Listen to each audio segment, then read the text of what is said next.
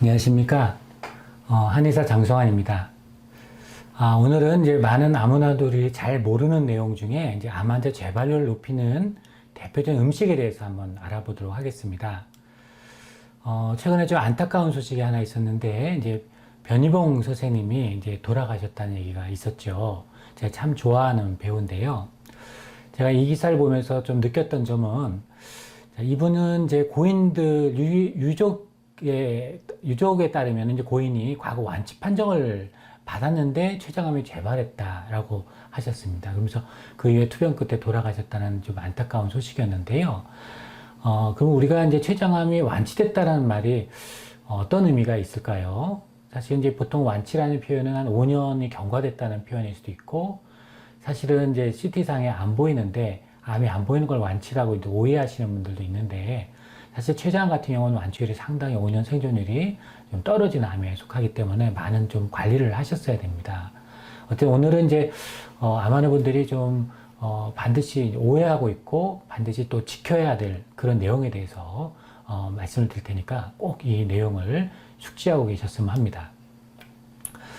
우리가 이제 첫 번째는 이제 고지방 식습관인데요. 우리가 이제 지방을 많이 먹는 거를 이제 높은 빈도로 먹는 걸 고지방 식습관이라는데, 의학적으로 이제 지방을 많이 드시게 되면은 우리가 DNA를 더 많이 손상시키는 경향이 있고요.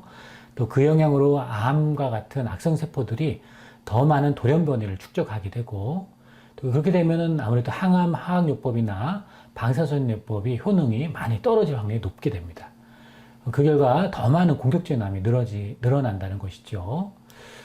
우리가 특히 이제 붉은 육류라고 알려져 있는 우리가 이런 고기류, 뭐 돼지고기, 소고기 같은 이 붉은색에 띄는 이런 육류에는 특히 이제 이런 철이라든가 아연 같은 산화물질들이 있을 수 있어서, 우리가 연구를 해보면은 이런 붉은 육류를 많이 먹거나 또 베이컨 같은 걸 많이 드신, 이런 매일 소비를 하시면 같은 기간 동안 우리가 암 이런 것들 덜 소비한 분들에 비해서 유방암이 재발률이 한 2배 정도 높아진다는 그런 보고도 있습니다.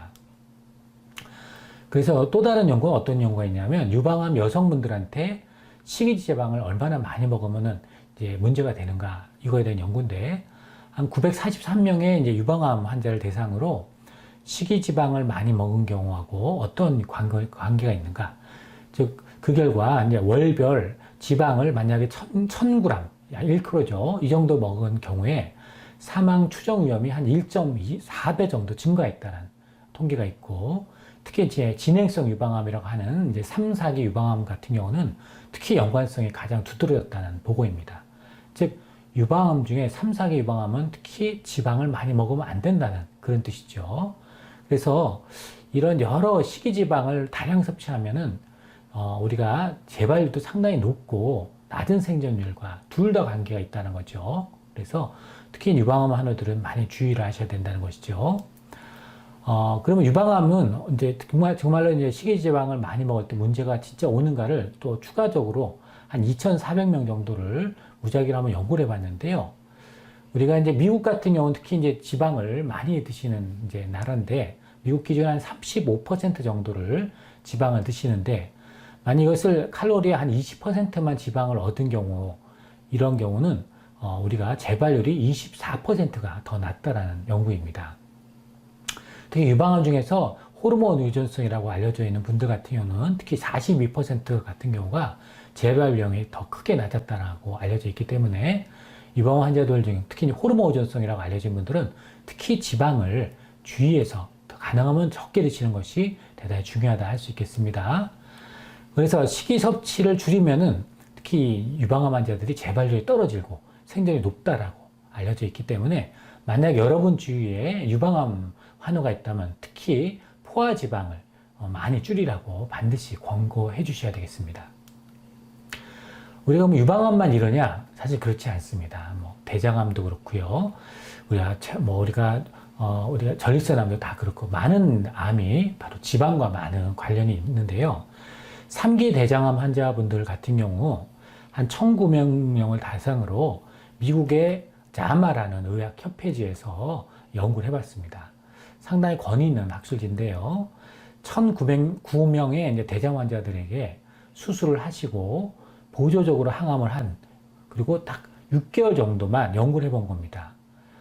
우리가 서양식 식이, 즉 지방을 많이 먹는 거죠. 고기라든가 지방 같은 거 또는 정제된 어떤 곡물, 흔히 백미라고 알려져 있죠. 그리고 뭐 이런 것들을 많이 또는 이제 우리가 이제 밀가루 음식 같은 것도 많이 먹는 이런 경우죠. 우리 빵이라든가 이런 거, 또 디저트를 많이 섭취한 경우와 신중하게 이제 먹는 경우, 즉 가능하면 과일과 채소를 많이 먹고 생선을 많이 섭취한 경우를 한번 1대1로 한번 비교해 봤습니다.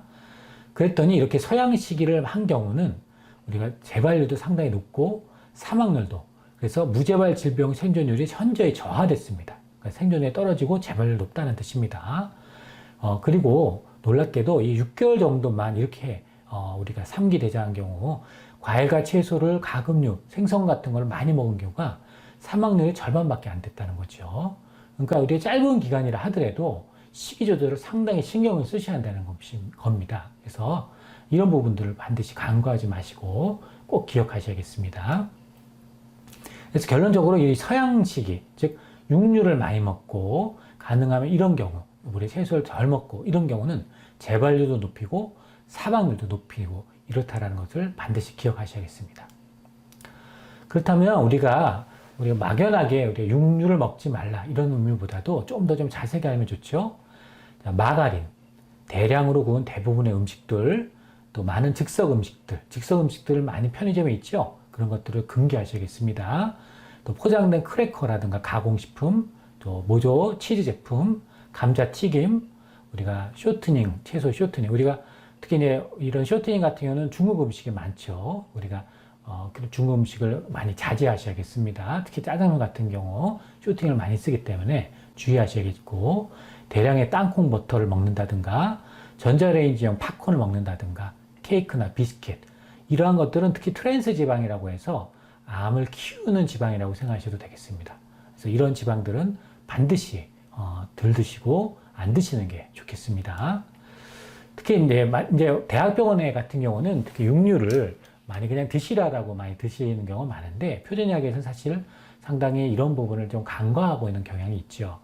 왜 이렇게 먹으라고 하냐면, 이 단백질이 이제 항암제로 손상된 세포를 좀 회복시키고 또 철분도 보충하기 때문에 암초 중에 발생한 빈혈을 예방하기 때문에 육류를 항암 중에 예외적으로 먹으라라는 말을 많이 들으실 겁니다.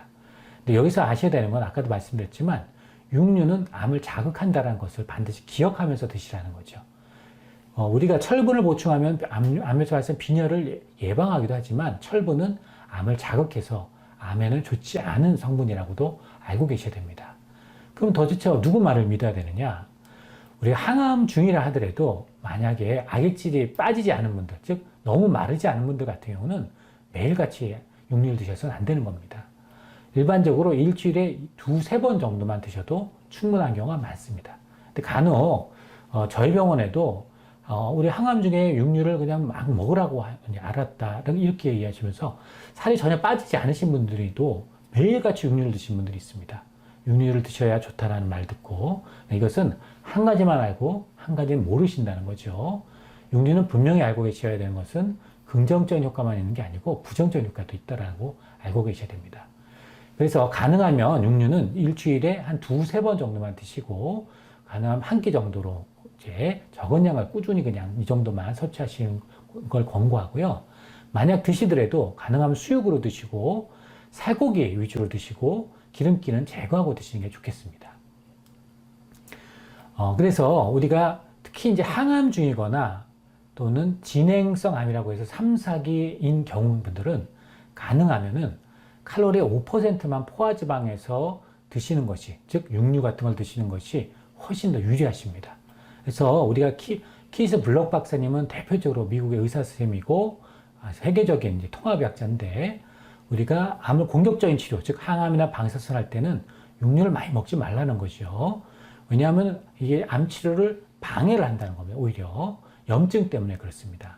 그래서 또 암이 3-4기 진행형의 경우에는 가능하면은 5%로 칼로리의 5%만 포화지방에서 드시는 것이 좋겠다는 거죠. 그러니까 만약에 여러분 육고기를 먹는다든가 버터나 크림, 치즈 같은 걸 먹도 약간만 먹으라는 거죠. 매일같이 많이 평상처럼 먹어서는 안 된다는 겁니다. 기름진 음식도 마찬가지죠. 그래야지 예후가 좋으실 겁니다. 결론을 말씀드리겠습니다. 만약에 암 재발을 낮추고 우리가 생존율을 많이 높이시려면 반드시 저지방 식이요법을 하셔야 되는 겁니다. 즉 동물성 지방에 해당되는 육류, 가금류 또는 이런 것들, 특히 이제 오메가6라고 하는 것들이 염증의 주된 공급원이라는 걸 반드시 아시고, 우리가 계란도 가능하면 노른자를 안 드시고 흰자만 드시는 걸 전 추천해 드리고요. 저지방 식이를 이제 늘리는 겁니다. 그러니까 1차적으로는 고지방 식이를, 즉 지방을 가능하면 적게 드시고 저지방 식이, 과일이나 야채, 고구마나 버섯류를 많이 드시라는 거죠. 그래서 특히 이제 항암도 다 끝나고 더 이상 뭐 표준 치료가 끝난 분들은 더더구나 육류나 고지방 식이는 가능하면 안 드시는 게 좋겠습니다.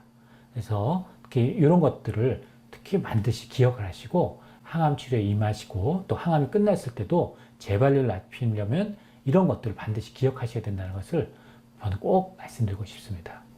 오늘은 암 환자의 재발률을 낮추는 음식, 특히 재발률을 높이는 음식, 이런 것들에 대해서 말씀드렸습니다.